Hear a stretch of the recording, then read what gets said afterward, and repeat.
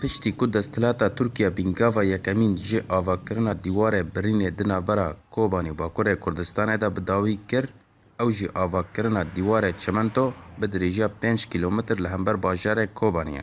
Ana Tirkiye dest bi bîngava duyemîn kiriye ji avakirina dîwar li ser xaka Kobanî.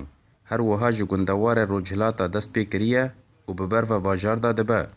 Ji tirişê betikê de lê kir hetanî tirişê Qeremuq. Tirişê Qeremuq da derdê 100 metrî birî.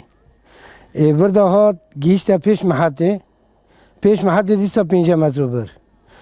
Awarga devî xwe da neqil niha darî heyhoyê. Ji heyho derketekî gêrîb. Gêrîb warga derdkevî ew ye girvenav ye.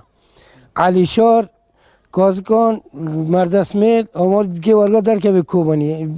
Ji aliyê xwe ve rêveberiya Xweseriya Demokratîk li Kobanî nerazîbûna xwe tîne ziman û avakirina dîwar şermezar dike. Her wiha gelek caran bi çalakiyên sivîl li ser sînor rabûn û helwesta xwe aşkere kirin.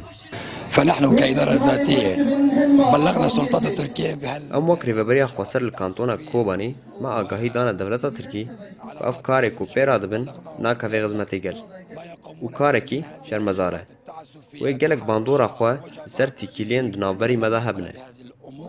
Avakirina dîwar li ser xaka Kobanî cihê şermezariye li gel civaka sivîl û aliyên siyasî.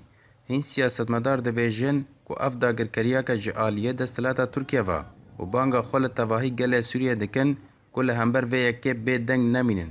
ترك دخوازه في اتفاقية سيكس بيكو إعادة بكي ونبكي وتثبيت بكي لصار جغرافيا ومقابل واجي جرق سوريالي تفاي نعم كرتانه ضدي في تشتي بساكننا جبر حتى عرب براي عرب ضدي اتفاقية سيكس جبر تقول حدودنا مصطنعا هيرو ترك دخوازه في حدودي مصطنع إيكو فعلا جي مصطنع بو نبكي في ملتي منطقة وتبي شكرا ترك دخوازه في اتفاقية نبكي وتثبيت بكي Desthilata Tirkiye di 24 heyva tebaxa borî de dest bi avakirina dîwarê birînê kir û hîn lêkirin berdewam e.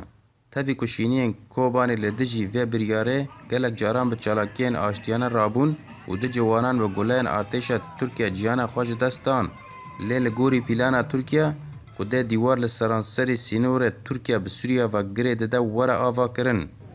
Baran Misko NRT Kobanî.